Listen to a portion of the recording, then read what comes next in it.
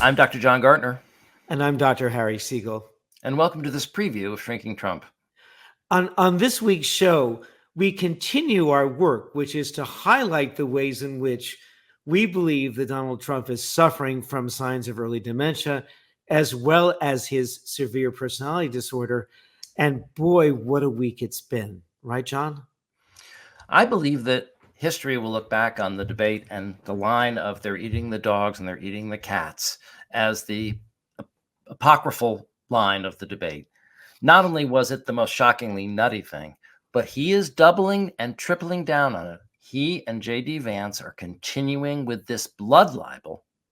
It's causing massive terrorist threats to this innocent town of Springfield. And we'll be talking about how this is their new ticket, blood libel. And we also have a wonderful guest this week, Arlie Hochschild, a professor at Berkeley in sociology, who has a wonderful and interesting description of the ways in which Trump is able to reach his loyal audience and how it works. He's now running on blood libel. That's the official platform of the Republican Party now. And not only is he running on it, but that's been the whole focus of this week. So one of the things that I want to point out is now that we know his words have produced this terrorist attack on the town, has that in any way caused them to back off? No. It's caused them to double, triple, and quadruple down. Here is Trump being asked, now that there are bomb threats, does he want to address that? The mayor of Springfield, Ohio, the police chief, the Republican governor of Ohio have all debunked this story about people eating pets. And now there are bomb threats at schools and kids being evacuated.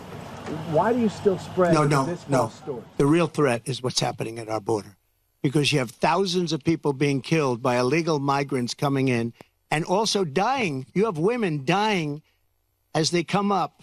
They're coming up in large groups. We call it a caravan. I think I came up with that name, but it's really what it is. 10,000, 15,000, 20,000 people. And you have large numbers of women being killed in those caravans coming up to this country. And then when they get here, they can go into the country and they end up being sex slaves and everything else. Those are your real problems, not the problem that you're talking about. Yeah, okay. So you're saying the bomb threats aren't a problem? And he goes on to double down. Motor vehicle accidents have skyrocketed. Recording of 911 calls even show residents are reporting that the migrants are walking off with the town's geese. They take in the geese. You know where the geese are? In the park, in the lake. And even walking off with their pets. My dog's been taken. My dog's been stolen. This can only happen. These people are the worst.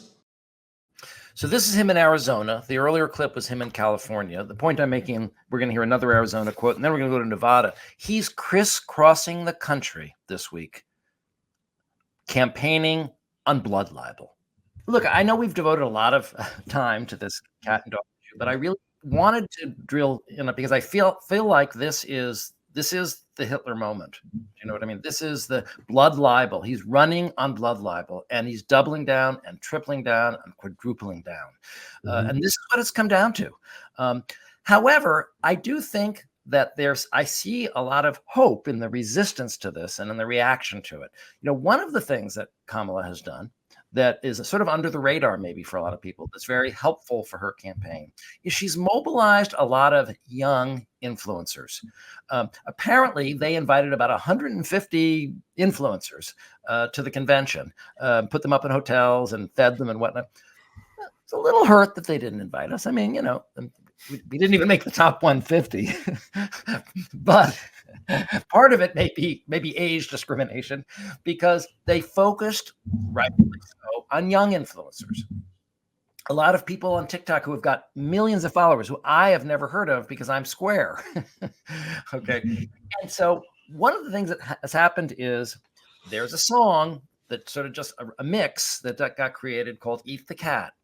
And what happens on TikTok, for those of you who don't follow TikTok, is people just make videos of themselves, and so hundreds and hundreds of people have made videos home videos of this Eat the Cat. So I just picked sort of, I spent a few hours. I just picked some of my favorites, and we've put them together in this supercut. Springfield, they're eating the dogs, the people that came in. They're eating the cats. They're eating the pets of the people that live there. They're eating the dogs. They're eating the cats. Eat the cat. Eat the cat. They're eating the dogs. They're eating the cats. Eat the cat. Eat the cat. They're eating the dogs. They're eating the cats. Eat the cat. Eat the cat. They're eating the dogs. They're eating the cats. Eat the cat. Eat the cat. They're eating the dogs. They're eating the cats. Eat the cat. Eat the cat. They're eating the dogs. They're eating the cats. Eat the cat. Eat the cat. They're eating the dogs. They're eating the cats. Eat the cat.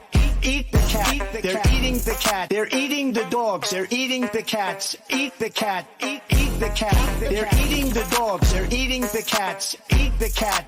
Eat the cat. They're eating the cats. They're eating the dogs. Eat the cat. Eat the cat. Eat the cat. Eat the cat. Eat the cat. They're eating the dogs, the people that came in. They're eating the cats. They're eating the pets of the people that live there. Eat John, the cat. John, Eat to, the cat. John, to Yes. quote the old song, "It's hip to be square." That's you. Thank you. Thanks for the Oh. medley. I really enjoyed that.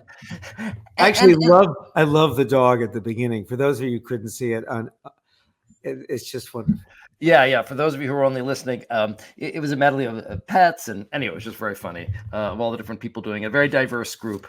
But what I want to suggest is, Harry, you and I had elite educations where we were given the privilege and the requirement to spend hours trying to analyze the various different levels of meaning of words that famous people have said or written. Okay. Agreed. And I've given that same serious consideration to Eat the Cat. And I believe there's different levels of meaning to Eat the Cat. Okay. One of them is just a parody to make fun of him, which is great. The other is, I think, so there's derision, but there's also joy. These are kind of fun videos. And so it's also a way of, as you say, one of the things that Kamala Harris has done so well is integrate the joy of, real relationships and hope with derision for his ridiculousness and his bad evilness. And that's in these songs. But the other level, I feel, is that it's Donald Trump who's going to have to eat the cat. He is going to eat those words. Those are words that will go down in infamy.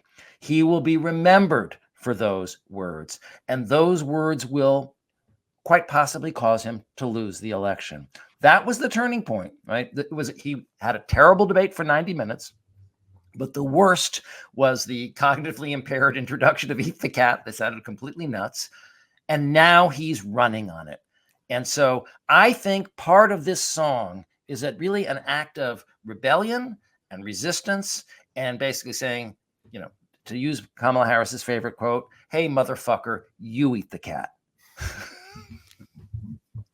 I think you're right. It's a very beautifully kind of rich kind of tag on him, is my sense. And so all of that and so much more on this week's Shrinking Trump. You can find us on the Really American Network. The show drops on Fridays. We hope to see you then. Fridays at 3. See you then. Fridays at 3.